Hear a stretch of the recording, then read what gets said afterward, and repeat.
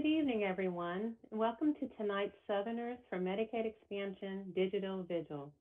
One night, 8 states, one cause. So we are so glad to have all of you join us tonight. While we're waiting for other folks to jump on, I wanted to let you know that we're also streaming live at the NC Justice Center's Facebook page.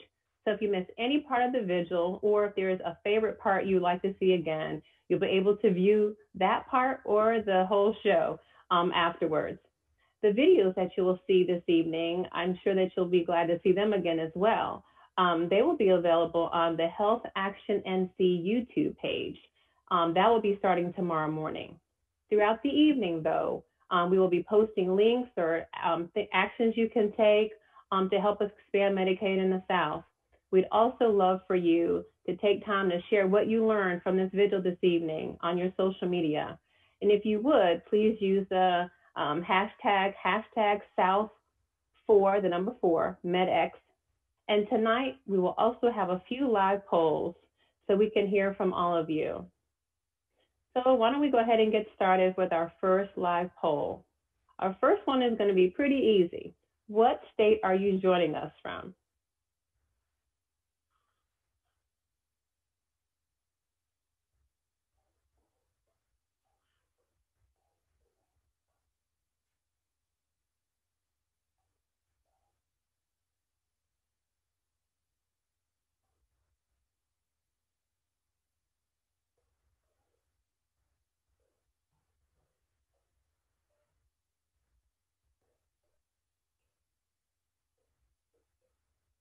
Okay, looks like we've got about 80% of the folks that are responding, so I'm going to keep going.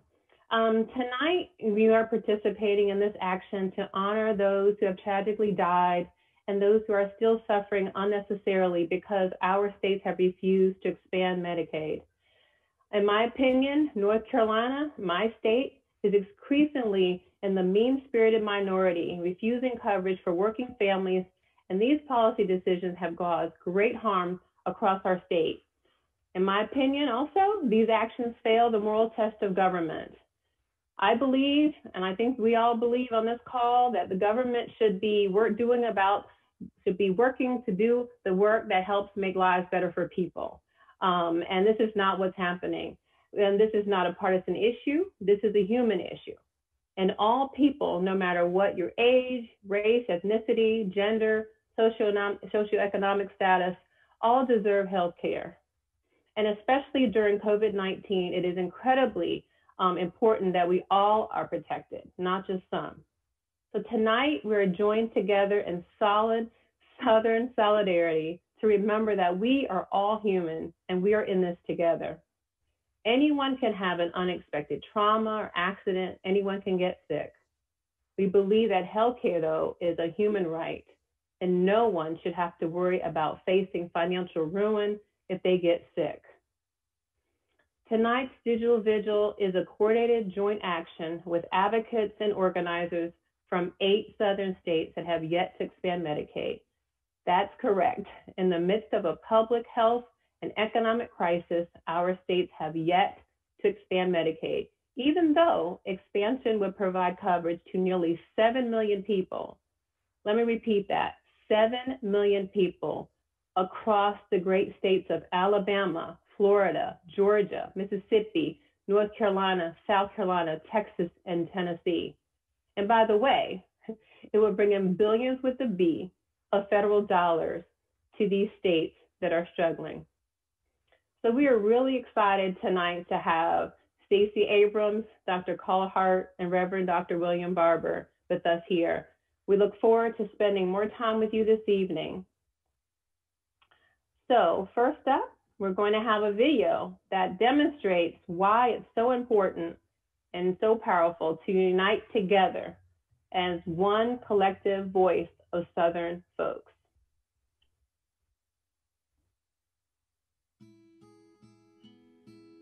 What Medicaid expansion allows us to do is to reclaim $13 billion of our money. There's no federal dollars. There are dollars that we send to Washington. Reclaim it and help people who are disabled, mentally ill, addicted, and help them to get a life back too.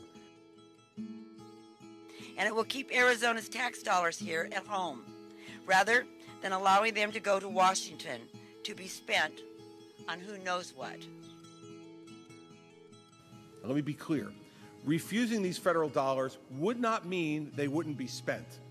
It just means that they would be spent to expand healthcare access in New York or Connecticut. While northeastern states and western states were quick to adopt Medicaid expansion, southern states have been reluctant to do so. Our work as advocates has been extremely difficult trying to make these arguments successfully with policymakers. It was extremely important to us as Mississippi advocates to join a regional movement that demonstrated that, like us, there are other states with these same problems: access to rural health care, hospitals closing, disparate impact on minority communities. We just feel like that working side by side, hand in hand with our fellow neighbors, if you will, that we can overcome these ideological arguments and collectively make reasoned arguments as to why we should save lives, reassess our healthcare system in light of COVID-19, and expand Medicaid.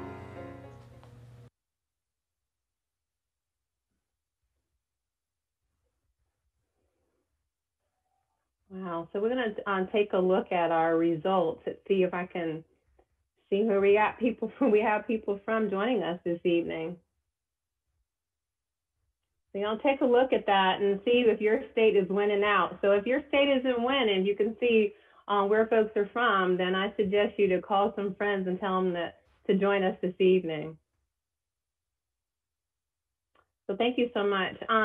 Next, we're going to introduce Stacey Abrams.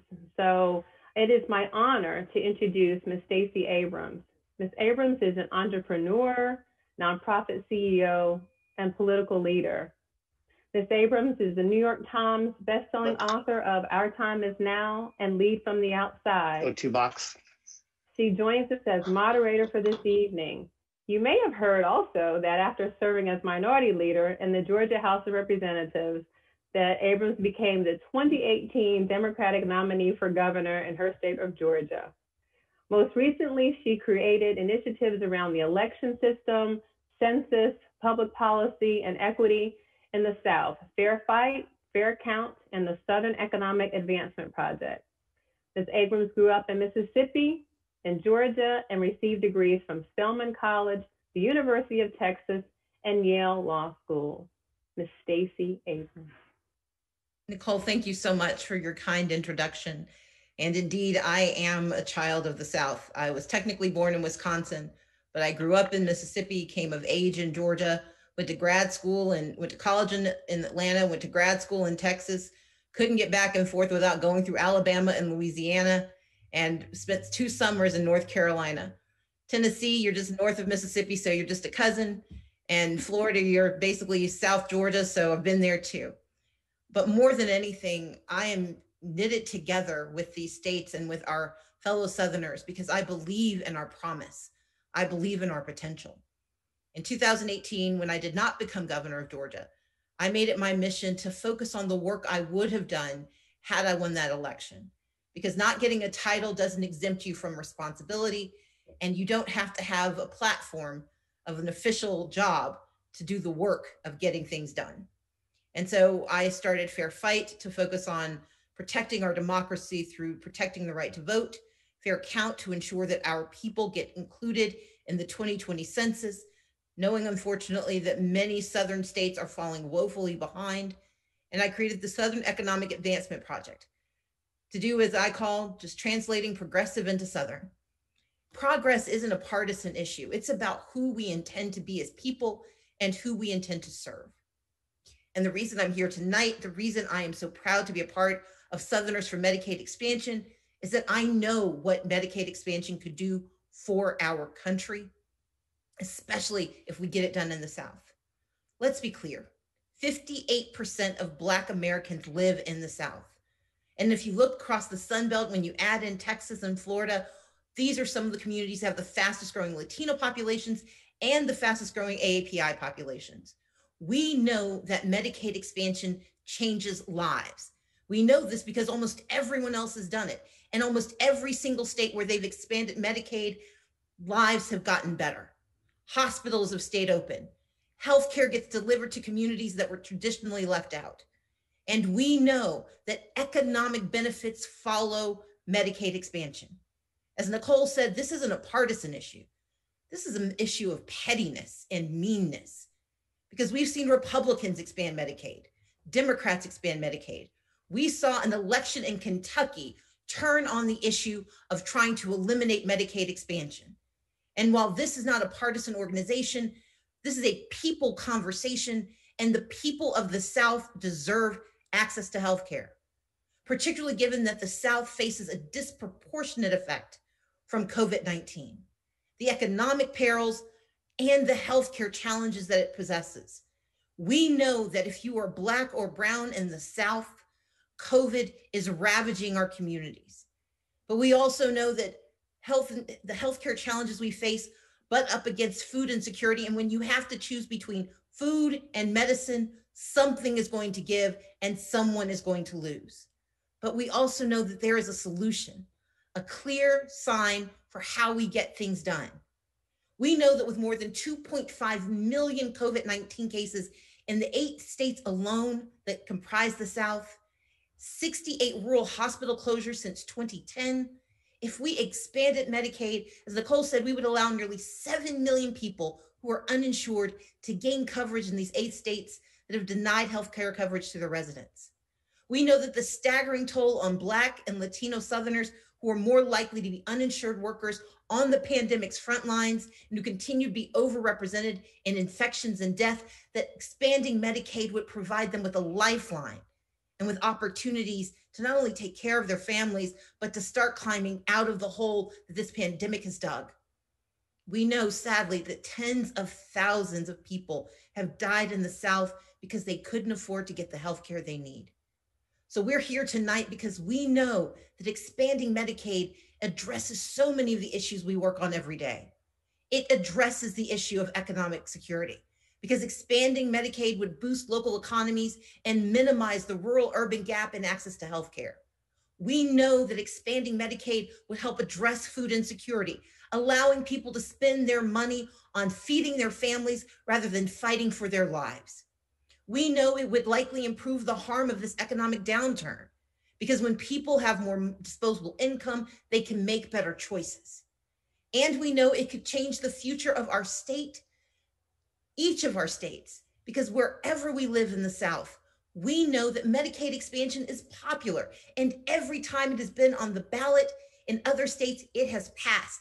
It passed in Missouri with conservative voters. It passed in Kentucky. It has passed across the country, and it is time for the South to stand up and say that we deserve the health care that the rest of America takes for granted. You know, we did a recent survey of Southerners asking what would help them survive this pandemic. And when the question of Medicaid came up, they said, please don't take Medicaid away from the working poor, like a single mother who can't financially afford a plan without her job. Help all the people, not just certain people. We are all one nation at the end of the day. One income family should have access to health care. And we need to be able to survive, not just hold on by our fingernails. We know that if we do the right thing in the South, if we expand Medicaid, we are expanding opportunity across our states and therefore across the country. Because where the South goes, America goes. And when we join the rest of our country in claiming our tax dollars and reclaiming our access, then the world will change. But we also know what we're up against: a history of slavery, of Jim Crow, a history of health disparities, all of which are grounded both in a racial animus and a disregard for the poor.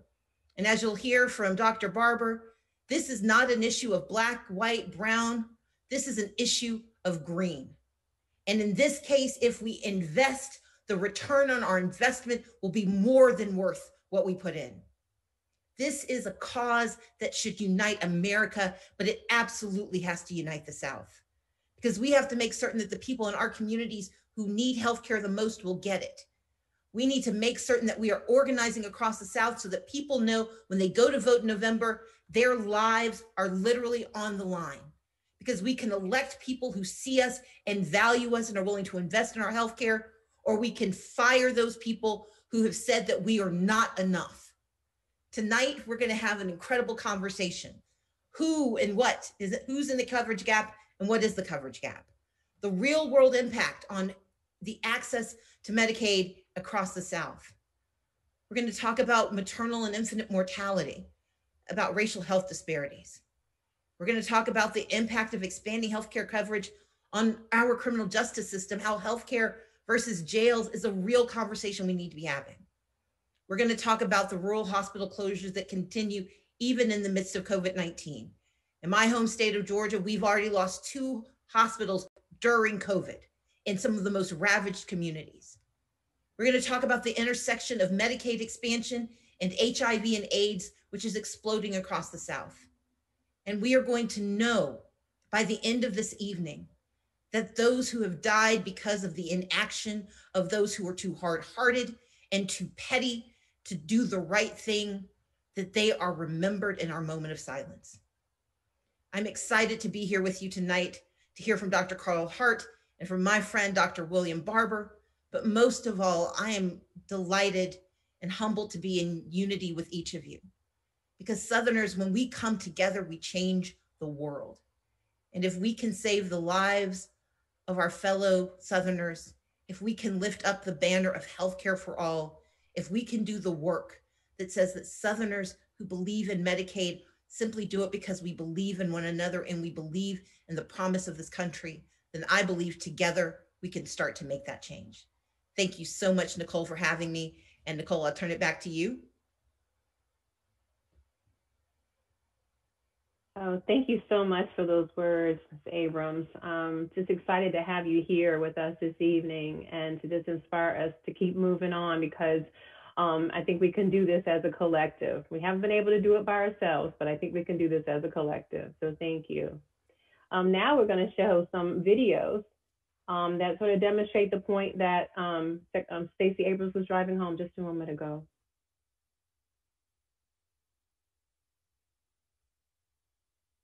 We're here at the U.S. Space and Rocket Center in Huntsville, Alabama, home to the Saturn V rocket.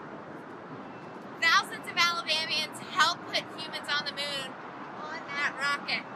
But there are over 300,000 individuals in Alabama who lack health insurance because of our state government's failure to expand Medicaid. If you were to stack all of those individuals with families, lives, people they care about, and communities in Alabama, if you were to stack them on top of one another, it would be equal to 1,091 Saturn V rockets. Think of that. 1,091 rockets tall. That's how many Alabamians are in the coverage gap. It's devastating our economy, it's devastating our communities, and it's devastating our hospitals. We joined the Southerners for Medicaid expansion because we believe in healthcare for all, not just some. It's time for Alabama to expand Medicaid, and it's time for the rest of the South to catch up and expand Medicaid as well.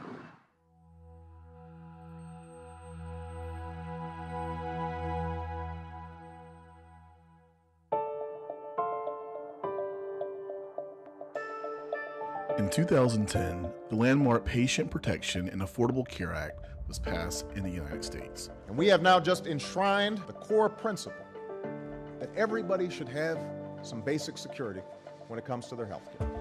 This law fundamentally reformed how coverage worked in the United States and expanded health insurance to millions of Americans.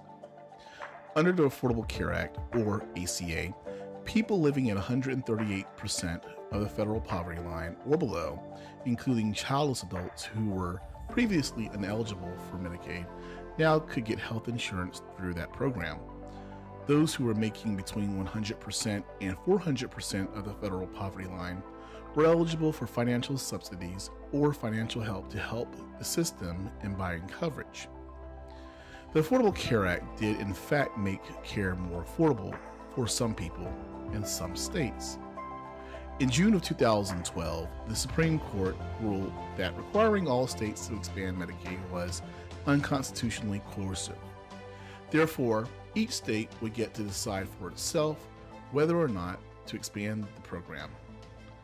The states that chose not to expand Medicaid created huge gaps in coverage for some of their poorest and most vulnerable people. The gap is often referred to as the coverage gap, and you won't believe what it really means. Let's take a single mom who lives in the South and works full-time at her minimum wage job. She earns $290 a week, or just under $14,000 per year before taxes. Her income puts her squarely in the Medicaid gap. She's making too much for Medicaid, but not enough to qualify for a subsidy through the healthcare marketplace. Her child would have access to Medicaid, but she would not. To be covered, she would have to pay full price for basic, high-deductible health insurance. The current market rate for this would be almost half of her income. In the South right now, there are roughly 7 million people with similar stories, many of whom are the same folks who delivered our groceries or fulfilled our online orders during COVID-19. Many states who initially opted out have since chosen to expand Medicaid, closing the coverage gap in their state and giving more people access to affordable coverage. Now it's our turn. It's time for Alabama, Texas, Tennessee, Mississippi, Florida, South Carolina, North Carolina, and Georgia to expand Medicaid and make sure people can get the health care they need during COVID-19 and beyond.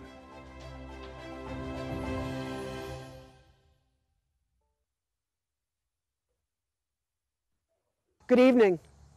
Tonight we're joining you from Durham, North Carolina for the Southerners for Medicaid Expansion Digital Vigil. We're uniting in this fight to expand Medicaid in memory of the thousands of people who have died from not being able to get the health care they needed, like my son Michael. This is a matter of life and death, and if our policymakers don't do something, 3 people will die today, and 3 more will die tomorrow, and 3 more will die every day until we expand Medicaid and make sure people have the health care they need and deserve. Expand Medicaid for South.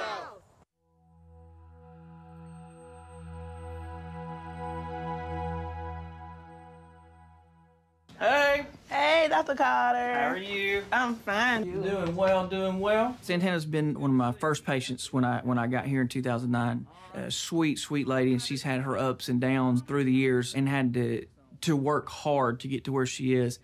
I am an infant toddler teacher for Head Start, full-time. I make $16,000 a year, and I live in Prattville. I was diagnosed this January with type 2 diabetes. The first thing was going through my head is, oh my God, I'm gonna die. Without having medical insurance and having diabetes, it can get expensive. In Alabama, making $16,000 a year is basically minimum wage, but it's too much to qualify for Medicaid and not enough to afford insurance. For the test scripts, I spend like $150 a month because I have to prick myself at least 3 times a day. Medicaid expansion would be a good thing for everybody. It would allow more people to go to the doctor. It would allow more people to get the medicines that they need. It would allow people in places like mine to be able to flourish and take care of all those people.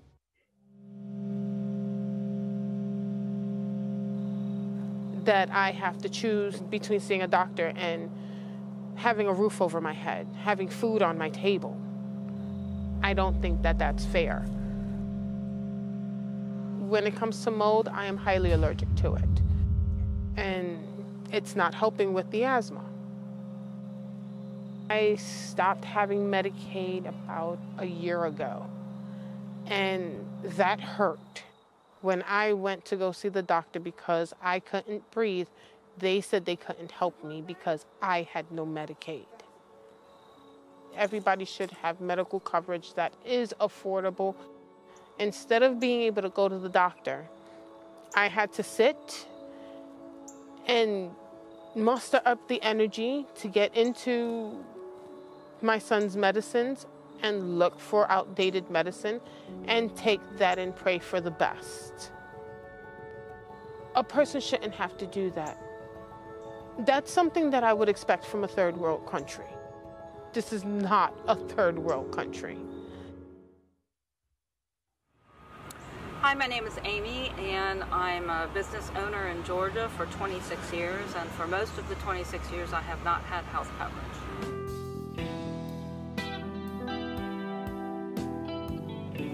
I'm hypothyroid, which I've been struggling with for 12 plus years, I think now, and that has caused a number of issues.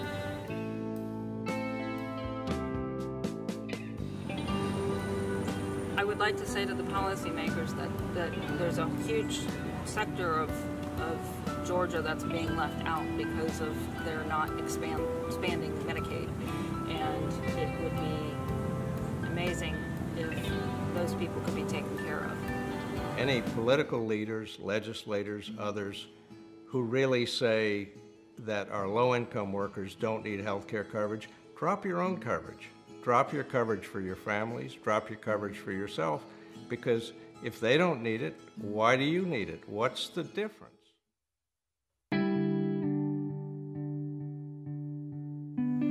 My daughter journaled about wanting to save money to get help. She wanted to save enough money to call a treatment center to be accepted to get help with her addiction. She couldn't rub two nickels together. She couldn't work. Most of her adult life she was homeless. But she had a dream. She had a dream of getting better. She had a dream of getting the help that she needed for her diseases. That dream died with her, May 12, 2018. If Jessica had qualified for Medicaid, I believe she would still be here today. If she'd have gotten the help that she needed for her mental illness and her substance use disorder, she would be with her daughter today. Health care isn't a privilege. Everyone should have health care. Nobody should die because they couldn't afford to go to the doctor or be admitted to a hospital if they needed to.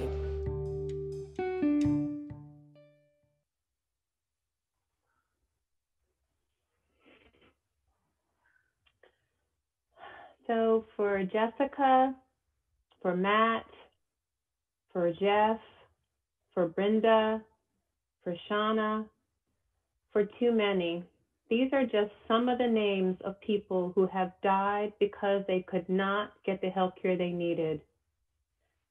Please join me for a moment of silence as we take time to remember the lives of people who we lost, who died too young, too soon.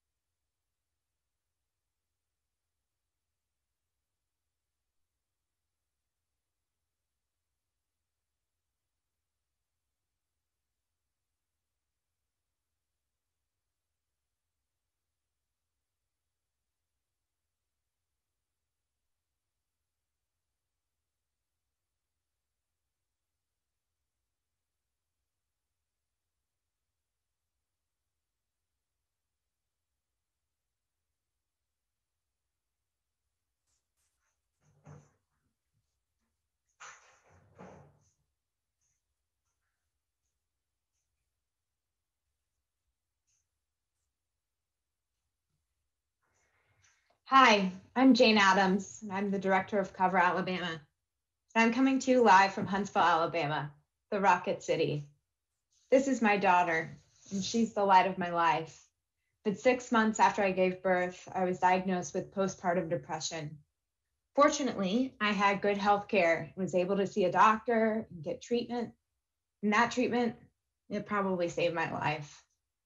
But because Alabama has failed to expand Medicaid, low-income mamas lose health coverage 2 months after giving birth.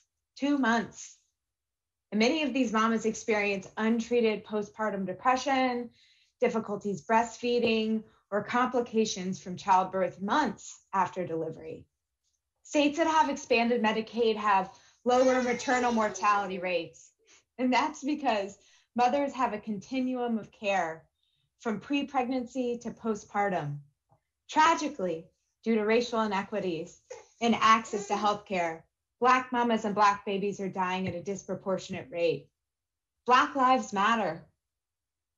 If the South expanded Medicaid, more mothers and babies' lives would be saved. Our next video is about the intersection of Medicaid expansion and maternal and infant mortality. Please watch, please listen, and please act. Tonight, we're joining you from Florida as part of the Southerners for Medicaid Expansion Candlelight Vigil. We're taking part of this Southerner Solidarity Action because we're fighting for health care for Florida's moms.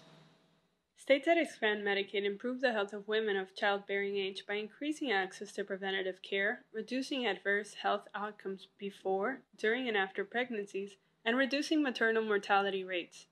Medicaid expansion also helps to address the persistent racial disparities in maternal health. The racial disparities in infant mortality have always been drastic in Florida and nationwide. African American women are nearly 3 times more likely to lose a baby than a white woman.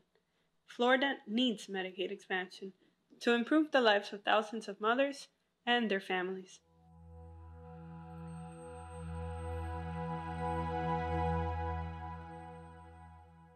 There should never be a time where we live in the most developed country in the world and we have the worst birth outcomes than a third world country. For me, as a pediatrician, my patients' health starts long before they're born. The health of their mother, the health of their father can determine if they're born healthy and if they make it to their first birthday. Tennessee is winning the race to the bottom in terms of maternal and infant mortality. In 2017, 52 new moms died of preventable deaths and didn't make it to their baby's first birthday. This is absolutely unacceptable. And we know that maternal and infant mortality rates are much higher for Black women. A white woman with a GED has a better birth outcome than a Black woman like myself that makes nearly 6 figures and has a master's degree. 50% of maternal deaths in the United States are preventable. Yet maternal deaths in the United States are not decreasing as they are in other countries. They are increasing. Why is this?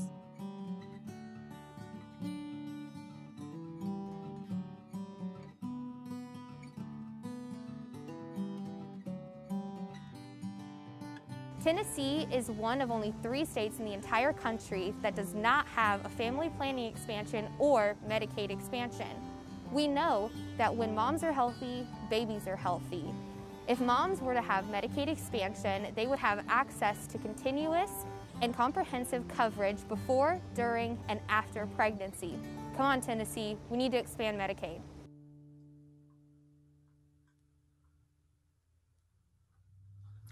Good evening. I'm Kanika Young. I'm the Senior Director of Health Policy and Advocacy at the Tennessee Justice Center. We're based in Nashville, but we help clients all over the state, and we advocate for healthcare and nutrition policies that benefit all Tennesseans. Medicaid expansion is one of those policies. The majority of Tennesseans support expanding Medicaid to receive $1.4 billion each year, create 15,000 new jobs, and cover over 300,000 people who are in the coverage gap in our state. Sadly, our leaders have ignored the will of the people. Despite the benefits and despite the ongoing public health crisis and economic recession due to the COVID-19 pandemic. Black people are 17% of the state's population, yet they account for 27% of COVID-19 deaths. Racial health disparities did not start with this pandemic. They are the result of long-standing systemic racism that has erected barriers for Black, Indigenous, and other people of color in every aspect of life, including healthcare. Medicaid expansion helps to address racial health disparities by providing access to preventive care, early detection of problems, and treatment for people who otherwise would not have it. So we're calling on everyone watching to raise your voices in support of Medicaid expansion. We are sharing 3 easy ways you can take action. You can sign the petition at the link shown.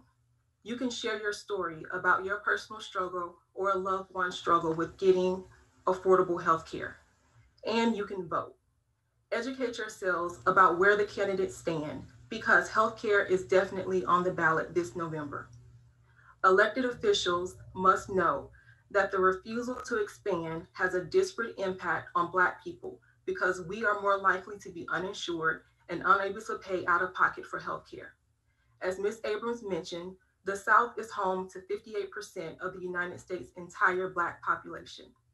If all remaining non-expansion states were to expand Medicaid, the majority of the uninsured people who would become Medicaid eligible are people of color. Healthcare justice is central to racial justice. Please check out this video to learn more. Hi, my name is Alyssa Green, and I'm the Outreach and Education Manager at Georgians for a Healthy Future. We're participating in the Southern Solidarity Action because we believe in equal access to quality health care for all people. I'm actually reporting to you from the Georgia Capitol Building in downtown Atlanta, where we've done lots of advocacy towards Medicaid expansion in the past. As you'll see tonight, this is an issue that touches the lives of many Georgians, especially those that are Black, low income, and those who live in rural communities. We at GHF have been working towards Medicaid expansion as we are slated to see 300,000 plus people gain health care coverage when we expand Medicaid.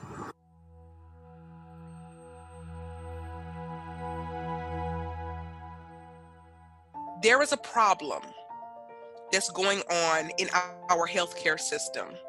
And our healthcare system was not designed to assist Black people.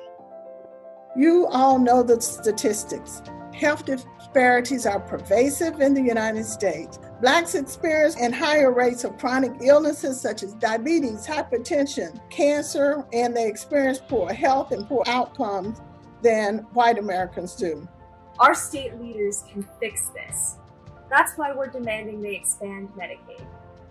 In Texas, 74% of the people who could get health care under this expansion are people of color.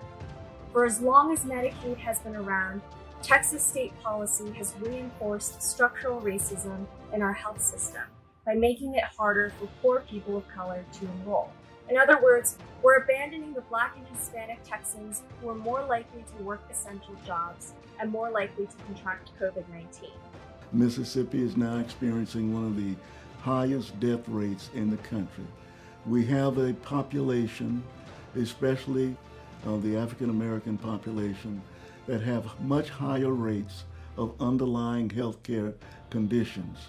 Medicaid expansion is the first step our leaders can take to begin tackling racism in our health system.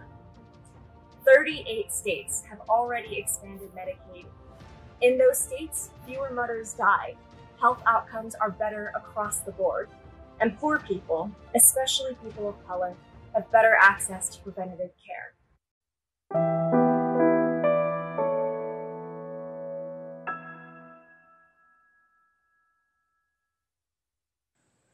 It's hard to be an artist right now. I'm tired. Tired of my poems being relevant, tired of Black pain and death being relevant. I'm ready to place them in a time capsule of a world that once was. Flashback to a visit to a Walmart at the end of the second month of COVID. I remember how 95% of the Black people in the store were wearing masks, 5% of the white people in the store were wearing masks, probably the same folks screaming, "All lives matter." And when the woman saw me on the aisle, decided to go on the next aisle, what a familiar feeling that was. What a metaphor and reality all at the same time. Hard questions. What is the healing work of a people whose ancestors were owned? What is the atoning and healing work of a people whose ancestors who did the owning? I was born Cleveland Darnell Suit II, not Junior. Though my name would say otherwise, my mom has always called me CJ. She was born in Franklin County, North Carolina, grew up sharecropping. My father, born and raised here in Orange County, grew up working in a sawmill. For the first 9 years of my life, I didn't have running water, third world conditions in a first world context. I am Black. I am American, feeling foreign most days. They speak of patience and respectability, clothes, order, a right way. The news speaks of rioters and criminals. 3 white youth create a George Floyd Challenge. 45 conjures the ghost of a Miami police chief with a tweet. When the looting starts, the shooting starts. Might as well call me nigga. Saul Williams states nigga from the word necro. Necro meaning from death. I overcame it, so they named me after it. Nikki Giovanni says black and indigenous people are the only true Americans because we are the only people who decided to make the best of the nothing we had. When I say nothing, I mean the stripping of faith, family, customs, land, names. Shall I go on? I shall. Economy, literacy, memory, children, schools got masters in place of teachers, preachers in place of masters. Shall I go on? I shall. Voice, history, music, choice, fertility, dialect, humanity, sexuality, self. What grace to hold on to our dignity when we could not hold on to our last names. What grace to deem every life essential when we are not considered to be so. What grace to hold on to our dignity in the face of a world insistent on its non-existence. We are a miracle embodied. 2015. Pat McCrory refuses to expand Medicaid, using North Carolinians' health as a political bargaining chip. One of a few states who have denied this coverage. For what? Who are we aligning ourselves with? Wyoming? South Dakota? Do I have to be a martyr to matter, or are priorities locked in gated communities hidden away? In Wallace, do we suffer from coverage gaps or empathy gaps? I imagine whiteness and privilege as a bully on a beach who has scooped out all the sand around him to make himself feel taller, balancing on a diabolical pedestal. And every time a black, brown, or indigenous person thrives a little, sand goes back in. And that perceived threat means death, means the denial of any form of reparations or justice or health. Another rural hospital closes, any meaningful change dissipates. That perceived threat manifests itself in human form. Karen shows up to the beach, ready to teach, scooping handfuls of equity and progression, pupils dilated with an obsession with regression, drunk off red line punch and mint juleps with an eugenics garnish, missing a time when our country was great, says you can call her old-fashioned or the good old days when the bottom rail was on top or when folks knew their place. And here we are in this space, in it deep, once again finding our way through as our ancestors did, sourcing the resilience of enslaved Africans and the medicine magic of indigenous people. How powerful for our intention in this moment to be called to breath. As we inhale the last breaths of Tony McDade to strengthen our fight, of Modica Diamond to broaden our understanding of what's right, of Nina Pop and George and Brianna and Trayvon and Rakia and Kayla, every person whose life was cut short due to lack of access to a doctor or clinic or preventative care, inhaling every breath, remembering what it means to feel into a life connected and put the health of our communities first.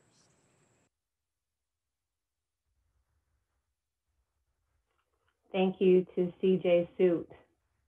I hope that you all and think more about what CJ spoke about and think about that as we move into our next live poll and then get ready to hear from Dr. Carl Hart. So live poll number 2. Have you or a loved one ever been incarcerated in jail or prison instead of getting the health care that was needed?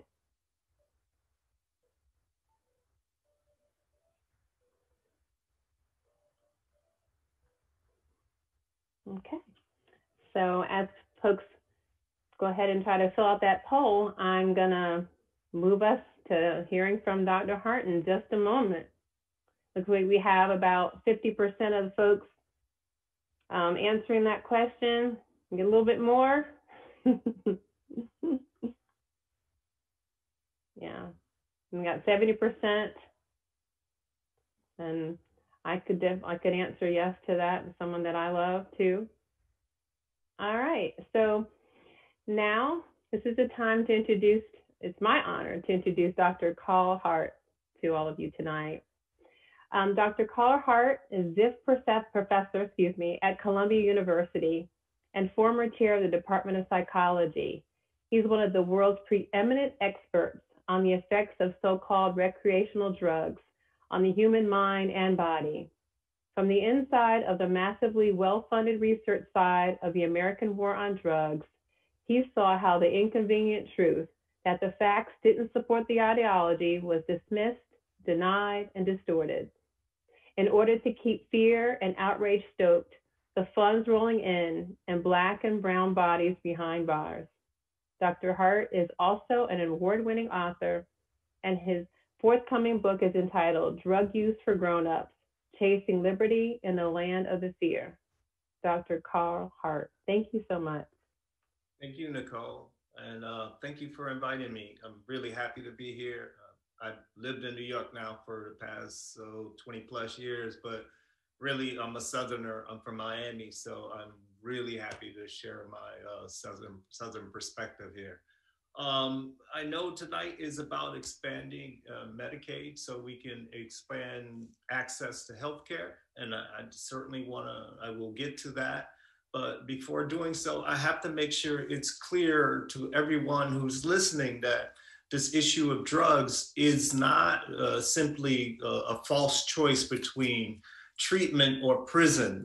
Our country too often thinks about drugs in that simple dichotomy. That dichotomy has caused so many problems, in part because the vast majority of people who use drugs don't need treatment, and they certainly don't need jail. Just think about people who use alcohol. About 10 to 15% of the people who do alcohol do need alcohol treatment. But the vast majority of us who drink alcohol don't need treatment. The same is true for cocaine. About 15 to 20% of the people who use cocaine need treatment, but the vast majority do not. The same is true of heroin. 25 to a third of the people who use heroin do need treatment, but the vast majority do not. Most of the people who use drugs just simply need to be left alone and given proper education about how to avoid any of potential harms related to it. They certainly don't need to be hassled by the police. In fact, most middle-class drug users are left alone, and the police don't hassle them, and they are not showing up in jail. We all know that a Black person is much more likely than their white counterpart to be arrested for drugs or even killed by police when drugs are involved. This is despite the fact that both groups use drugs at similar rates. They also sell drugs at similar rates. So we call this here racial discrimination or racism. When I say racism, I'm not talking about implicit bias or some other euphemistic, pointless distraction that the field of psychology has come up with to maintain the status quo so that we don't have to address racism directly. When I use the term racism or racial discrimination, I mean precisely this: an action that results in disproportionate, unjust, or unfair treatment of persons from a specific racial group. Malicious intent is not required. So that means I don't care what's in your heart or what's in your head. What is required is that the treatment be unjust or unfair, and that such injustice is disproportionately experienced by at least one racial group. We can think about drugs from this perspective when we think about crack cocaine versus powder cocaine. Everyone now knows that more than 80% of the people who are arrested for crack cocaine are Black, and penalties related to crack cocaine violations are much more harsh than penalties related to powder cocaine violation. But it's important to also know that the majority of users of crack are white and not Black, even though 80% of the people going to jail for crack are Black. Now, this, of course, is a drug policy issue and not necessarily a healthcare issue, but it's an important issue to raise because it is drug policy that gets people put in jail. And so one of the things we need to do if we want to really take care of folks and make sure that they don't go to jail and have their health to be deteriorated as a result of being in jail, is that we need to decriminalize all drugs first. And in that way, that means that no one is going to jail for simply using drugs. That will go a long way in terms of ensuring the health of our society. particularly when it comes to Black and brown bodies in this country. Now, I recognize that there are people who do need drug treatment, and expanding Medicaid would certainly provide access to healthcare for those people. We know, though, that drugs, when it comes to drugs, it is critically important when people go to treatment that they get a careful assessment of what's going on in their life, because oftentimes the problems are not drugs. The problems are other things like poverty, homelessness, economic insecurity, lack of educational skills, lack of other skills. All of these issues are the real issues that we need to address in our society, that we scapegoat drugs for. We say the problem is drugs, when in fact people are poor, people are homeless, people are having all other issues that need to be addressed. People have pain issues, or people may have mental health issues that we are not addressing. And this happens because we don't do a comprehensive assessment where we take the focus off of the drug and put the focus on the person and the person's social environment, their social milieu. Now, when we think about, well, this will cost money to expand Medicaid and expand healthcare for folks, it's not like we don't have the money, because we do have the money. Each year in the United States, we spend $35 billion on the war on drugs. $35 billion go into fighting drugs. And I hope this is not a shock to anyone. Humans will always use psychoactive substances. We always have, as long as we've been here. And so psychoactive substances aren't going anywhere. We have to learn how to live in a society where these things exist, and we have to learn how to take care of people when they have problems with it, or make sure that we can enhance the safety of these sorts of things. And one way to do that is to defund the police. When I say defund the police, I mean take some of that $35 billion a year that we're spending on our police efforts to control drugs, and invest in healthcare, invest in schools, invest in communities, making sure that people have jobs. These sorts of things will ensure that the negative impact associated with drugs will be minimized. And on that note, I just want to thank you all for listening. And I want to say good luck with expanding Medicaid in North Carolina. Thank you for listening.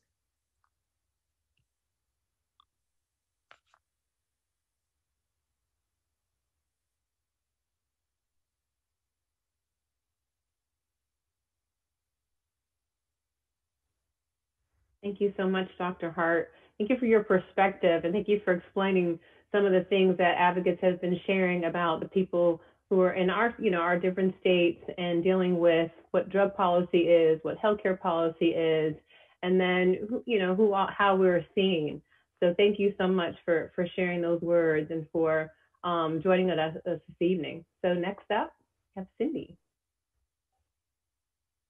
Hi, everyone. My name is Cindy G. I'm the Health Policy Associate at the Children's Defense Fund Texas, and I work with the Sick of It Texas campaign. You can learn more about our healthcare advocacy work here at sickofittx.org. I'm actually going to go over our most recent poll. Again, the poll question was, have you or a loved one ever been incarcerated in jail or prison instead of getting the healthcare that was needed? And out of the nearly 300 respondents to that question, 53 people answered yes, which is 53 too many. And that's part of the reason we're joining here together tonight to fight for Medicaid expansion across the South. Tonight, I'm proud that Texas is standing with the 7 other non-expansion states. And this evening from 8 to 10 p.m. local time, we'll be holding community vigils across 7 cities in Texas to honor those who have suffered and died because of our state's refusal to expand Medicaid. You can visit these vigils in Austin, Dallas, El Paso, Fort Worth, Houston, Lubbock, and San Antonio. Each visual will be held outdoors and socially distanced and will feature the candlelight animation you saw earlier in the racial disparities video projected onto a local building. We hope Texans who are available can drive by, take a photo, and share our message on social media with our hashtags. Medicaid expansion would help our states in so many ways, from improving health outcomes to boosting our state economies. It would also help us keep rural hospitals open. In the past decade, 21 rural hospitals in Texas have closed, and across our Southerners Coalition, 68 have closed. In the next video, you'll get a chance to see what those closures mean for the people who rely on them. But first, let us know in our next live poll if you're from a community where a hospital has recently closed.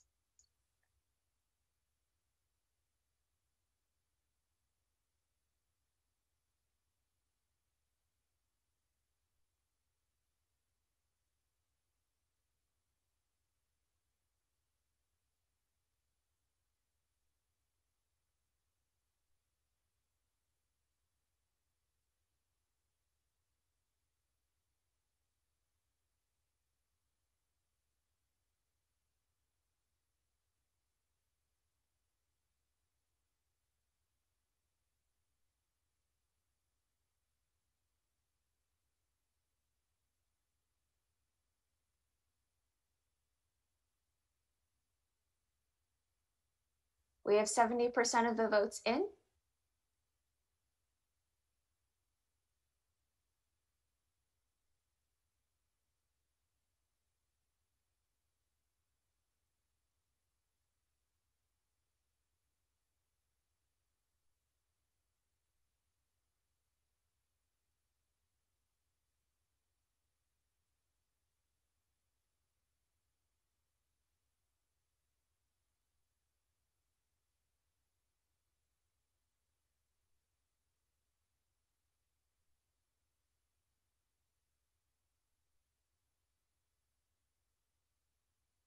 Okay, our poll is closed, and we are going to get our next video on rural hospitals started.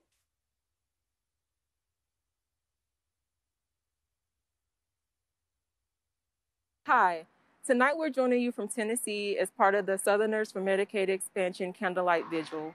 We're taking part in the Southern Solidarity Action to fight to end healthcare deserts in our state. Tennessee has the highest rate per capita of rural hospital closures in the country. Medicaid expansion would help hospitals stay open.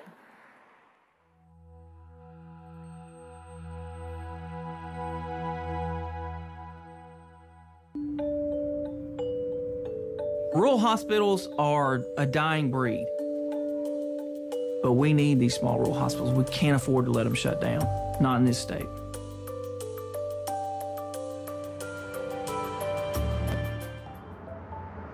The Greene County Hospital has a deficit because we do not turn people away. And we have been providing approximately $100,000 a month in uncompensated care.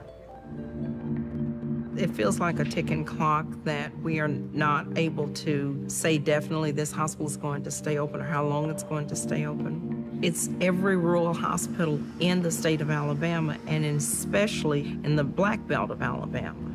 The hospitals all over the state are struggling.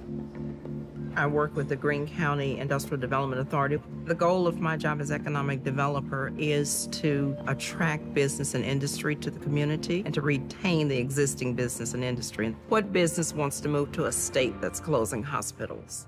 What business wants to move to a town that's closing hospitals? Healthcare is one of the cornerstones for economic growth. And without a hospital and healthcare, you really can't grow. The hospital employs about 150 people, which is one of the largest employers in Greene County. So it's vital that we keep this facility. I don't know that there would be any options if the hospital were to close. It's a matter of life and death, often. A hospital has saved so many lives in Greene County.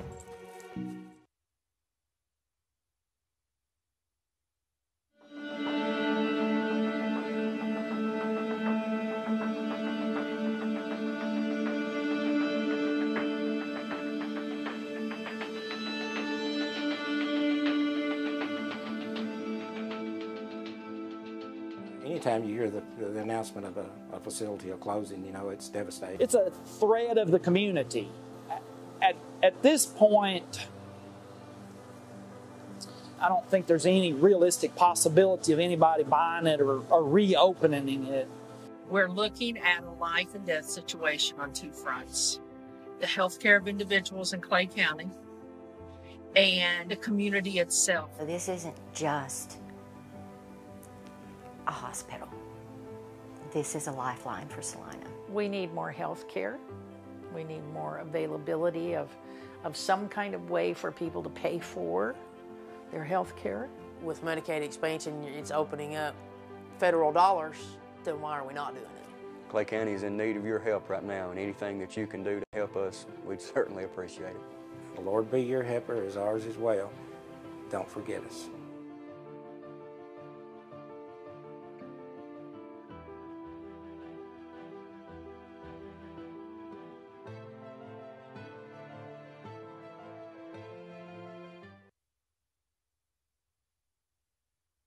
From Texas, we stand with Southerners for Medicaid expansion because families shouldn't have to choose between paying for their bills and groceries or paying for their health care.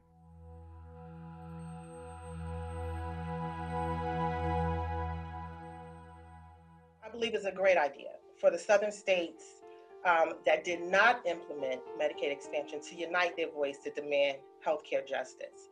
I want everyone to keep in mind, and I'm specifically talking to about the epidemic of HIV. The Southern states actually comprise 50% of all new infections. And although across the nation, there have been a decrease in deaths related to HIV, that is not so in the South.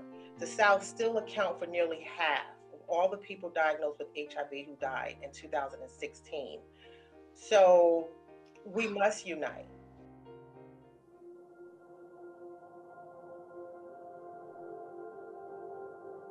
I was a person that was recipient of Medicaid, and I was diagnosed with HIV in 1993. When I was diagnosed, they told me I would be dead in 3 months. If it wasn't for Medicaid, I would not be here 26 years living with HIV. For the HIV positive community, Medicaid is actually critical. It's because of Medicaid that many of us have been able to stay adherent on our medications. You know, we're all just hoping to live longer lives and more healthy lives, and it is Medicaid and that little bit of safety net that helps us do that. I was able to get my college degree, but Medicaid helped me get to that point. And it had not been for that service, I wouldn't have never made it.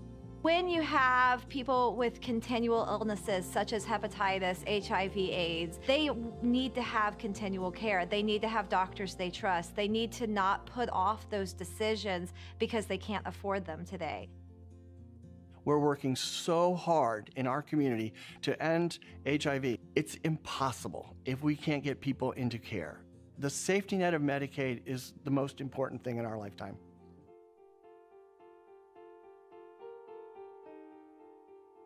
What Medicaid expansion will do for those living with HIV, it will make sure that everyone has access to treatment as well as pre-exposure prophylaxis to prevent transmission of new HIV infections. So when you have treatment and when you have prevention together, we can help end the epidemic for HIV.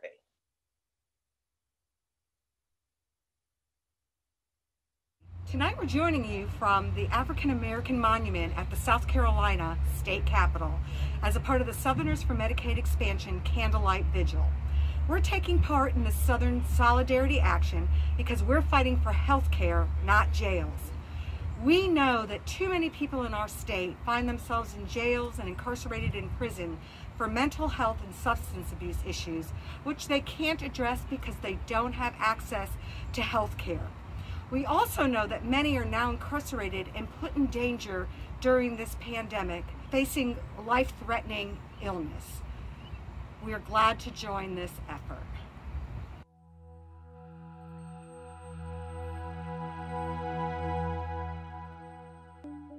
The United States has the highest incarceration rate in the world.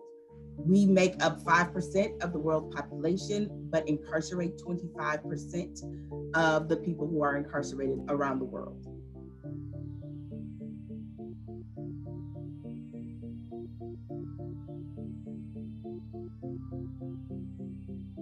On any given day, nearly 1/5 of the inmates in the Miami-Dade County Jail are people with mental illness and who are in need of psychiatric medication. We're filling our jails with people who really have mental illnesses and are likely there inappropriately because they don't have access to the mental health treatment that they need. The Miami-Dade County Jail is currently serving as the largest psychiatric facility in the state of Florida.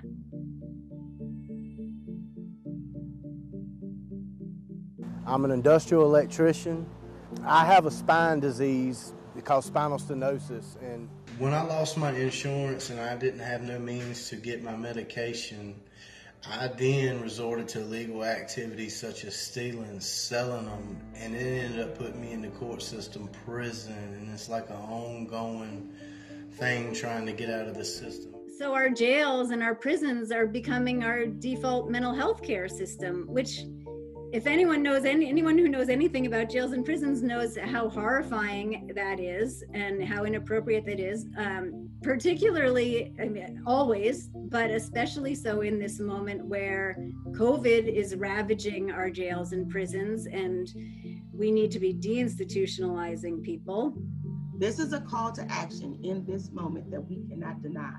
And the intersectionality of healthcare, poverty, and a racist and criminal justice system, to understand the need for mental health care, for substance abuse recovery programs. We have to understand that there is such a huge need to treat untreated trauma in Black and Brown communities. We understand that divesting from law enforcement is one way that we can invest in people. Healthcare is a way that we can invest in people. Medicaid expansion is a way we can invest in people. And when we invest in people and divest from carceral systems, the result is we have healthier and safer communities. That your state, Georgia, did not expand Medicaid. That is true. The North Carolina legislature has not expanded Medicaid. Texas has still not expanded Medicaid. We didn't expand Medicaid. It did not expand Medicaid.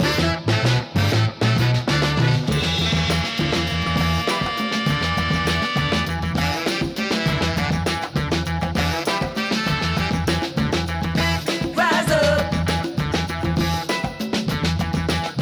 Don't be afraid. Stand up for your sister. Gotta stop this charade. I will fight until the day I die for health care for every human being. People putting down what you do. Sisters need your help and brothers to let your heart be your guide. Your strength can push us through.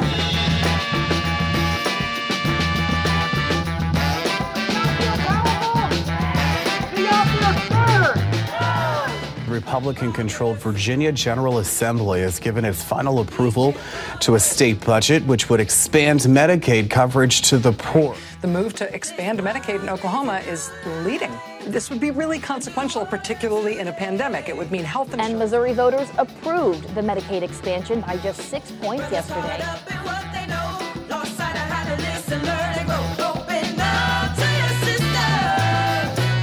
More love you must show.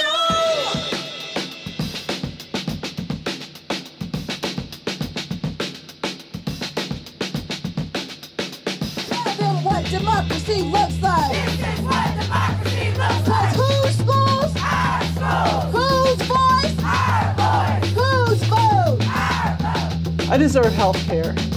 My life shouldn't be up for debate. My right to care shouldn't depend on how much money I make or how many hours I work. Let's move toward a brighter day. Together we can find a better way. Rise up.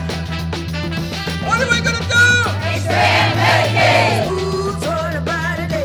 Together we can find a better way. Rise up.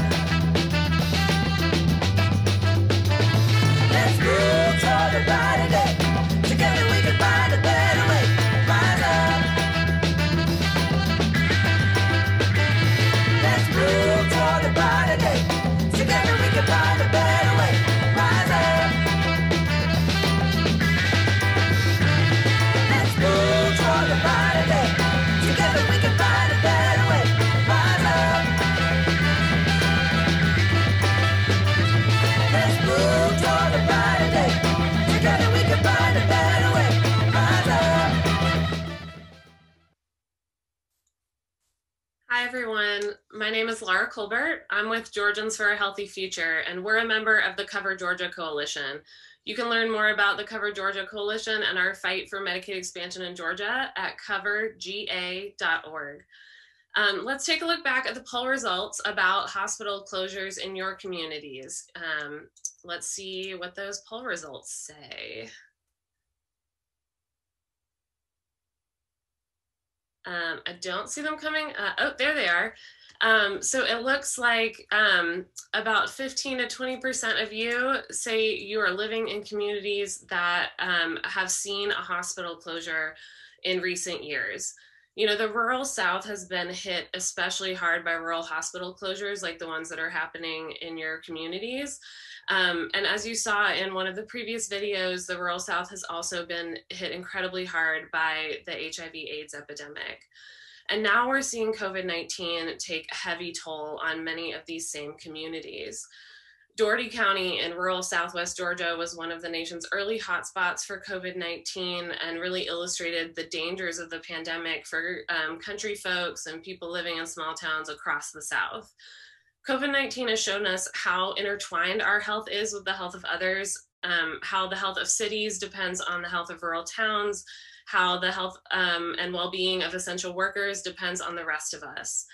Sadly, many of our Southern leaders haven't yet recognized this dynamic, and they haven't yet recognized the humanity and the value of essential workers. 650,000 essential workers go to work every day without health insurance because our states haven't closed the coverage gap. In this next video, you're going to hear from essential workers in Texas about what Medicaid expansion would mean for them.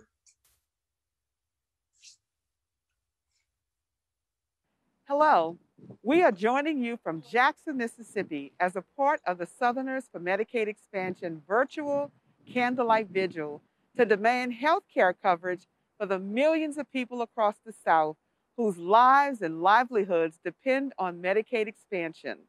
Expansion cannot wait, especially in the face of the most significant public health crisis of our generation.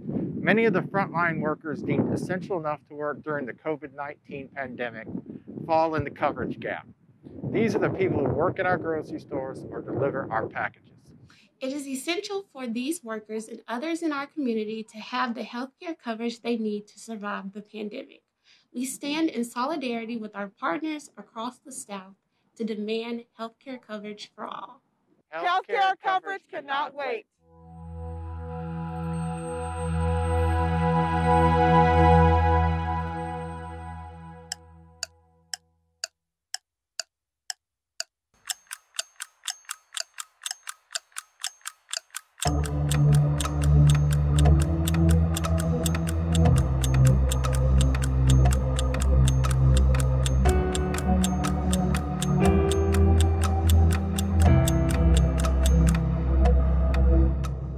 My name is Amber and I'm 20 years old and I currently attend U of H, Go Cougs, and I'm an uninsured essential worker. Hi, I'm Kennedy. I'm a fourth-year student at the University of Texas at Austin. My name is Rubicela Benitez. I live in Austin, Texas. My name is Jocelyn Lee. I am a single parent. I'm a mother of 3. I am in the coverage gap and my kids are on Medicaid.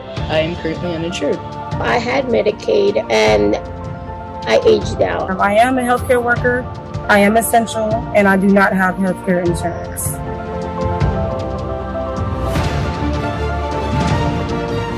As someone contracting COVID-19 while being uninsured, I would definitely be more worried about the uninsured part than COVID-19 itself.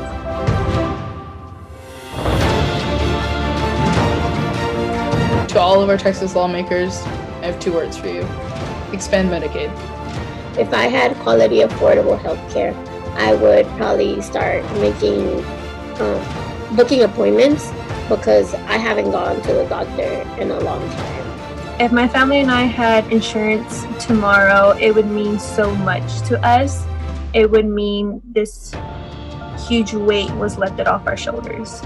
Every single day we don't expand Medicaid in Texas, we waste millions of dollars of federal funding, and expanding Medicaid could make a world of difference to someone like me.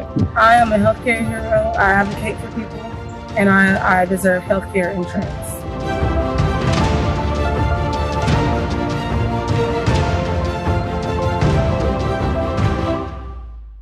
If any Texas lawmakers are listening, if you want to make sure families are safe, you would make sure they have health insurance to rely on.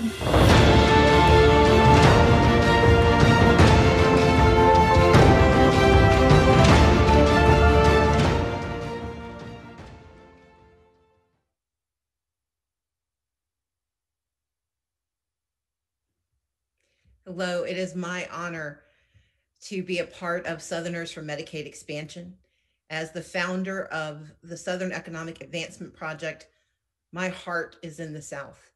But I can tell you about a heart that's bigger than mine that's been doing this work, not only in North Carolina, but across the country, because he understands how important it is that we knit together our communities across racial lines, across religious lines, across any questions of diversity and division. Reverend Dr. William Barber is a voice for all people. He has committed himself to the matchless responsibility of social justice, and he has never, ever wavered in his commitment. It is my honor to introduce my friend, an incredible leader, and a true Southerner, Dr. William Barber. Thank you so much, my sister. And indeed, I'm a Southerner right on down to my hot water cornbread and my collard greens, of course, with turkey wings now. But I also come out of the South. Stacey, I don't know if I've ever told you this, but the community I come from, Free Union, which is east of 95, it's down east. It's near Washington, North Carolina, and Rocky Mount, North Carolina, Greenville, North Carolina, Williams, a little place called Janesville and Plymouth. And then between there's Free Union. My people were free mulattoes and free issue Black people and white people and Tuscaroran Indians on my father's side. My people on my grandfather's side, my mother's side, were from West Virginia and the coal mines, and her mother was from Georgia. And so I am a Southerner. I want tonight to thank my dear friend, Nikki Dozier, who's been doing this work for so long. We've been fighting in the trenches for years. And indeed, this is the right thing to be doing. I've been praying about it. I was so honored to be asked early on about this. Stacey, I'm just so always moved by your words, your work, and your wisdom. In what we're called to do in this moment, because some people don't get it. This is, I believe, the moment that we have a possibility of a third Reconstruction, not just to change policy, but to change the face of who makes policies, and the heart and the mind and the geography. I do believe that we have an opportunity for the Southern states to be reborn again as they were in the 1800s, between 1865 and 1880s. I believe that we have a chance in the South to break through all of the divisions, the Southern strategy, and all of the things that were deliberately designed 50 years ago by corporate interests to divide us by race. But I think we have to talk about it as though it's not just something that started a few years ago with a particular occupant of the White House, but that particular occupant of the White House, the makeup of the United States Senate, the makeup of the United States Congress and state houses are the result of a strategy, are the result of an intentional strategy. As I was thinking about tonight, I could not help but think about that one scripture, if my people who are called by my name would humble themselves, pray, seek my face, turn from their wicked ways, then I will heal the land. It's interesting to me that when that text is often taught, people think humility means to simply sit down and wait on God to do it. But that word humility comes from where the prophet said, what does the Lord require but to do justice, love mercy, and walk humbly? So being humble is not merely laying down and waiting on doing it. Walking humbly, being humble, means to be where God is and to be on the same battlefield God is on and to be doing the work that God would have you to do. And we know that, and to humble oneself in that work and know that if we work alongside God, God can indeed move mountains and work miracles. So in a real sense, the civil rights movement, that's what it looks like. If my people are called by my name, will humble themselves. They humbled themselves under the calling of God and trusted God against great odds, trusted if they stood for what was right, God could make mighty provisions. Humbling oneself, walking with God, literally means if God says in God's word, if woe unto those who legislate evil and rob the poor of their right and make women and children their prey, then I don't want to be on the side of that legislative evil. I want to be on the side of legislative righteousness. I want to be on the side of legislative justice. And so indeed, I think we are called, particularly in the South and in the so-called Bible Belt, to walk humbly with God and to do justice. And if we do that, then indeed the land can be healed, because the land is sick, but it does not sick to the point of death yet. You know, we have to diagnose the sickness. Before we got to this moment, before COVID, every southern state is a voter suppression state. That means somebody knows that we can get together. And if we get together, there's a new day. And so there's been a deliberate act for years now. Since 2010, 20 some odd states have passed racist voter suppression laws. I come from one that passed the worst one after Shelby. It took us 6 years and fighting $6 million of their money to beat it. We know every southern state is a high poverty state, And we know every southern state has been a state that has refused the Affordable Care Act, to refuse the Medicaid expansion before COVID. And we know every southern state is a low-wage job state. And so we know, in a sense, as I've said around the country, that if we indeed are going to be in the fight against against denial of health care, we all, black and white, have to be in the fight against racialized voter suppression, because I'm going to say it again and again tonight, while racism is targeted at black and brown people, it is ultimately deadly and dangerous to white people as well, because racism, white supremacy, institutional racism like voter suppression allows people to get elected who, once they get elected, they pass policies that mostly hurt white people. The denying Medicaid expansion in raw numbers has hurt more poor and low-income white people across the South than it has black people in raw numbers, not in percentages, but in raw numbers. And we understand, and I want to say a few parts this evening. I'm going to come to healthcare, but I want to talk about white supremacy and institutional racism. You know, the real definition is white supremacy is the belief that white people are superior to those of other races, especially the black race, and should therefore dominate society. Institutional racism, known as systemic racism, is a form of racism that is embedded as normal practice within society or an organization. It can lead to such issues as discrimination in criminal justice, employment, housing, healthcare, political power, education. When you hear these definitions, the truth is, and I want to say a truth we need to hear in this moment, you can actually denounce Proud Boys and still be a racist, still be engaged in white supremacy, still be hurting black and white people. Because when Trump, for instance, and his enablers, they've never denounced the policies, and they won't do that.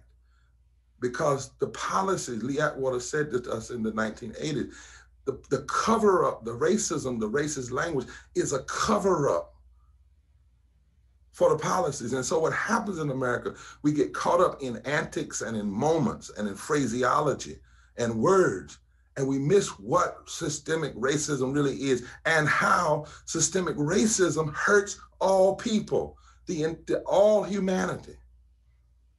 The truth of the matter is only a fusion movement that includes Black, white, brown, Asian, Native people, particularly out in the South, together, who take on the 5 issues that are interlocking injustices that are breaking the very foundation of this democracy: systemic racism in all of its form, systemic poverty, denial of health care, ecological devastation, the war economy, and the false moral narrative, religious nationalism, can ultimately deal with white supremacy and systemic racism. It requires a fusion movement.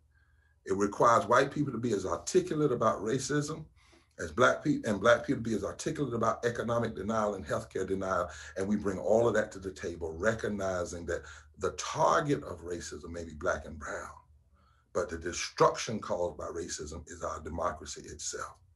Black people and organizations can't do it alone. White folks can't do it alone. Single issue organizing can't do it alone. If you're concerned about healthcare, you must be concerned about voter suppression. You can't separate the two, especially in the South, because every state that is a racist voter suppression state is also a state that has denied healthcare. The people who got their power to deny healthcare across the South, Affordable Care Act, first received that power through racist voter suppression and get elected currently. For instance, in my state, the sitting senator that's up for election this year won by less than 50% of the vote, won by only 30,000 votes. But we know the year he won, because of the policies he had implemented, over 150,000 votes were suppressed. Racism is the target. And racism was used to undermine Medicaid expansion. That's where I'm trying to go. Racism was used to undermine the Affordable Care Act. First of all, it was intentionally racialized. It was intentionally racialized by the very name that became the code name. Think about this. Have you ever heard of anything called Roosevelt Security? Have you ever heard of anything called Johnson-Cade? Even though President Roosevelt passed Social Security and Johnson passed Medicare, you never heard those names. In the South particularly, the Affordable Care Act was deliberate. I used to listen to them in my state house, how they would say, Obamacare. And they frowned their nose at Obamacare. So much so that you had some people across the South that would say, well, I would accept the Affordable Care Act, but I don't want Obamacare. Now, I actually think Democrats should have backed away from that name. I actually think President at that time should have backed away from that name. I know it, they kept saying it so much, we finally said, okay, we'll call it that. But in reality, should have backed away. And in reality, there should have been a major campaign through the South, like you're doing now, to show that the Affordable Care Act was not something that was just helping Black people. It was not a Black health care. I remember on the floor of the General Assembly in North Carolina, some of them even suggested that the Medicaid expansion was going to help those lazy people who don't work, all those code words that come out of the white Southern strategy that many of us have fought for years, because it's designed merely to divide people and to try to cause some people to vote against their own issues. So it was intentionally racialized, both in name and in impact. Also, we need to understand that the denial of Medicaid expansion happened before COVID. I'm glad, and we have to in this moment, COVID has exposed the fissures of systemic racism and poverty, have shown that the fissures of systemic racism and poverty are actually matters of national security. We are less safe because we've not dealt with the issues of institutional racism and disparate treatment, and we've not dealt with the issues of poverty. But I think it's important tonight, all of you who are listening, the thousands of you, that before COVID, and this is what is critical for us to hear, before COVID, poor people were dying at an average of 700 people a day. And many of them were all across the South because of poverty and low wealth. Before COVID, thousands of people were dying because of the denial of health care and the denial of Medicaid expansion. We need to understand before COVID, we had far too much necropolitics. Necro, N-E-C-R, politics, the politics of death. And we have to begin to talk in these terms. I'm glad to see all of the witnesses you've had on this tonight, because we have to put a face on these facts, and we have to realize, say clearly, people die, not just from COVID. Yes, horrendously, horrifically from COVID. I'm a pastor. I've been there. I've had to bury people in this time. It breaks my heart. But we have to also say, even before COVID, these policies of regression, denying healthcare, denying living wages, was killing people, especially all over the South. White people, black people, brown people, killing them. The politics of death. And then we have to talk about how one military contract could have funded all 14 southern states that have denied Medicaid expansion. Just one. Not 2, 3, 4, 5, just one. Then we have to look at every state. As I said, that's a racist voter suppression state, is a state that denies Medicaid expansion. But then here's what we need to know, and what I wanted to talk about tonight after laying that foundation. The land can be healed. Truth of the matter is, there are more, as I said, white brothers and sisters who are being denied health care in raw numbers, and more of us black people in percentage and Latino in percentage. In North Carolina, denying Medicaid expansion is costing 500,000 people their access, 346,000 more white, 120, 130,000 are black, 30,000 are people formerly connected with the military. These are the stories, these are the faces we must put on this denial, and we must change this reality. And so we need a healing. Well, remember how we got sick, and I close with this. Dr. King diagnosed something that we too often don't talk about. We talk about I Have a Dream speech, but we don't talk about that speech he made in Montgomery at the end of the Selma to Montgomery March, when he told us what was going on. He said, listen, the Southern aristocracy, that's the folk that just want to use politics to get tax cuts. The Southern aristocracy took the world, gave the poor white man Jim Crow. He gave him Jim Crow, and when his wrinkled stomach cried out for the food his empty pockets could not provide, he ate Jim Crow, a psychological bird that told him that no matter how bad off he was, at least he was a white man. And then Dr. King said, this is what always happens when the Negro and white masses of the South threaten to come together. Every time black and white people threaten to come together, particularly poor and low-income white people, black people come together, because that's the voting bloc, that's the change when they start talking about coming together. Every time they try to come together to unite and build a great society, Dr. King said, that's when the aristocracy, the bourbon class he called it then, the greedy wealthy, that's when they come together. Whenever we're trying to come together, that's when they sow division. It is no mistake that all this racial division is happening now and being funded by the aristocracy.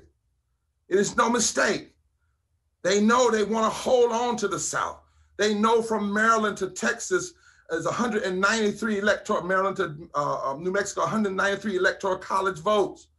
They know that. You hold those 30 states, that's 60 members of the United States Senate. That's 193 electoral college votes in a race to 270. But they also know the opposite states. And this is what I want to say. How do we heal the land? They know we are the medicine. They know that if we do what you've done tonight on this gathering, black and white folk getting underneath the lies, cutting through the deception, pointing out the truth of how racist voter suppression gets people in office who then block our health care, putting the face up there, black folk from Texas, white folk from Texas, brown folk from Texas, same thing in Georgia, same thing in North Carolina. We have the power. Why? Because I close right here. In North Carolina, before COVID, there were 1 million uninsured people. But also in North Carolina before COVID, in 2016, low-income voters was 920,000. We looked at, in order to close the gap, the victory in North Carolina, and the president was only 170,000 votes. All you need is 19% for the 920,000 low-income voters who already registered, already eligible, just didn't vote in 2016. South Carolina, it was 580,000. All you need is 300,000 of those. In Alabama, in Georgia, it's 1.4 million people are uninsured. There are 1.30 low-income voters already registered, didn't vote in 2016. 20%, not 25, not 30, 20.5% of them vote, closes the margin of victory. Mississippi, 352,000 people uninsured as of 2018. In 2016, non-voting low-income voters, 450,000, 47% of those, 216,000, changes everything. In Florida, 2.7 million people uninsured. 2016, 1.5 million low-income voters who are already registered, already eligible, didn't vote. If just 7% of them vote, just 7% in Florida, 105,000 people, changes everything. And all over the South, that's the reality. And all over the South, that's why we're being fought so hard, because the land can be healed. And we are the antibiotic, we are the healing. Our voting power, our moral power, Black and white folk coming together saying, you will not just kill us any longer. You will not kill our dreams. You will not kill our hopes. You will not divide us. You will not spend money. We are smarter than that. We know what's going on. It's been going on too long, and we won't be silent anymore. So my brothers and sisters, a lot of people are talking about what's going to happen November 5th, November 6th, November 7th, and I guess rightfully so. But let me just suggest what John Lewis said. One of the greatest nonviolent acts you can do is vote. If we organize people who need health care and organize low and low income, low and poor and low income voters that are already eligible, we can leave no doubt. We can leave no doubt. There'll be further counts that got to be done because that's the way, but we can leave no doubt, even in southern states, on which way we're going. We can leave no doubt. So we walk humbly with God right into the voting booth. If we vote for health care, if we vote for living wages, if we vote to end racism, not just in police brutality, but in all of its form, we can leave no doubt. God has fixed it now, that hands that once picked cotton can join white hands and brown hands and Latino hands, and bodies that need health care can join other bodies that need health care, and communities that need living wages can join other communities that need living wages. And if all of us get together, there's this powerful scripture, Stacey, that says, there comes a day, I'm actually glad to see it. I'm not glad to see COVID and all this, but I'm glad to know that I'm living in a prophecy. You are living in a prophecy. All the folk listening to prophecy. And what is that prophecy?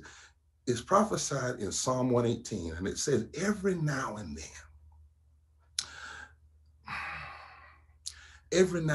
the stones that have been rejected can become the chief cornerstone of a new reality. And everybody that's been denied, rejected from having health care, you have the power to help heal this nation and cure this sickness of denial and racism and rejection. And then the scripture says this, since I'm in the South, I might as well preach just a little bit. Then the scripture says, and this is the Lord's doing. Y'all go check it out. I'm out. I can't preach no longer because I'm one of these 2-hour preachers, so I better stop here. But Psalm 118 says, there comes a day when the stones that the builders rejected, and the builders there mean the politicians, it means those who hold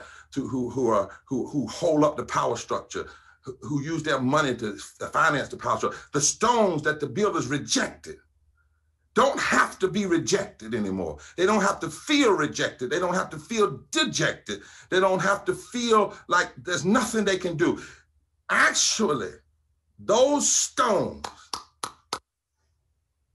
in certain seasons have the power to become the chief cornerstones of an entire new reconstruction of political and social and moral reality. So rejected stones, It's time to march to the polls like never before. Change this nation. Heal this nation. We don't have to take it. We don't have to take it. We don't have to just die. We don't have to just watch folk die. We don't have to lie over our brothers and sisters' graves and say God called them home, when in fact God may welcome them home, but government policies killed them. Oh, we don't have to do that. We can rise up. We can vote up. We can stand up. We can speak up. And guess what? We can build a new South. And if we build a new South, extremism has no way to have power anymore. They only have power as long as they can hold the South. You change the South, you change the nation. So it is, and so it shall be. God bless you.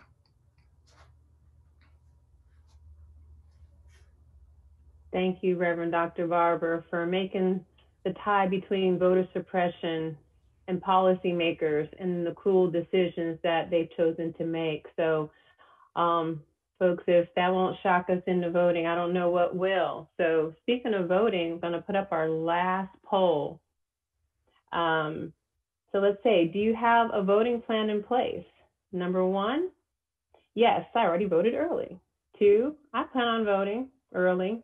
3, I'll vote on election day. No, but I know what's on the line, so I'm making my plan now.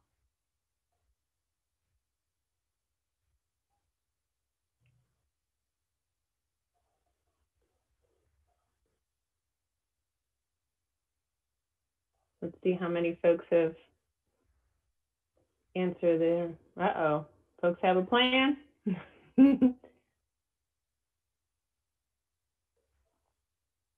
Looks like we got 80% of folks responding.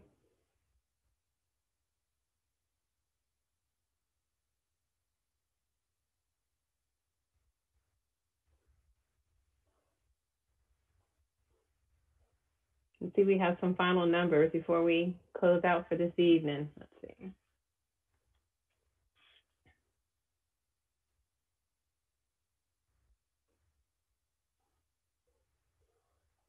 All right, looks like we got 56 already voted. 132 will vote early. 31 on election day. And okay, well, that's great. So 56 already voted, 132 will vote early, and 31 on election day. Thank you so much. So I hope that the words that you've heard this evening, the stories that you've seen, that that they will inspire you to tell talk about what you've heard tonight, that you will share with other folks, especially with your representatives. Share with them how the South needs access to health care. And it looks like we got Ms. Abrams coming back, so I'm gonna let her talk about this because she does a way better job than I do about voting. Ms. Abrams, take it away. You unmute. Mm-hmm. Thank you, Nicole. My apologies. I think my internet got blown out by Dr. Barber in his message. So I'm glad to be back. And I want to close this out by talking about the power of the vote. Dr. Barber referenced one of the last speeches given by Dr. King. My favorite speech by him is actually his speech that he gave in South Carolina on Mother's Day in 1966. And he said that if we want change, we have to march on ballot boxes. He understood that as much attention as we pay to the presidency, to the US Senate, to the US Congress, that so much of the change we need happens right where we are. Medicaid expansion is about the state leaders that we elect. It's about the legislators and the governors. And while most of our governors are not up for re-election, although North Carolina, we need you to hold it down, we have an opportunity across the South to elect state leaders who see us, who believe in us, and who invest in us. When I ran for governor in 2018, I ran on Medicaid expansion. Folks have forgotten that that's what I was talking about, because by the end, we were talking about voter suppression. But I began my conversation for Georgia around the issue of Medicaid expansion because I know that our right to health care undergirds every dream we have. And I know if our folks will stand up and will vote on the issue of health care, we can change the future of the South. But I also know that we have to know where the power lies. And they spend billions of dollars focusing our eyes on Washington, D.C., but our attention has to be focused on our state capitals and on the men and women, mostly men, who go to those capitals every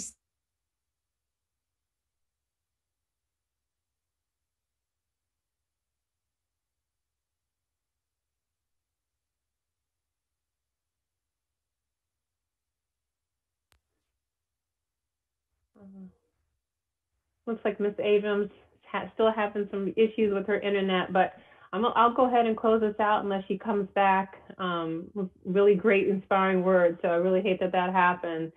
But I just want to just close this out and just say, on behalf of the NC Justice Center and the Southerners for Medicaid Expansion, and the reason we do this work, the people directly impacted by the lack of health care, thank you. Thank you to our inspiring leaders, Ms. Abrams, Dr. Hart, Reverend Dr. Barber. Thank you to everyone who participated tonight. Have a good night, everyone. Please share this and please vote.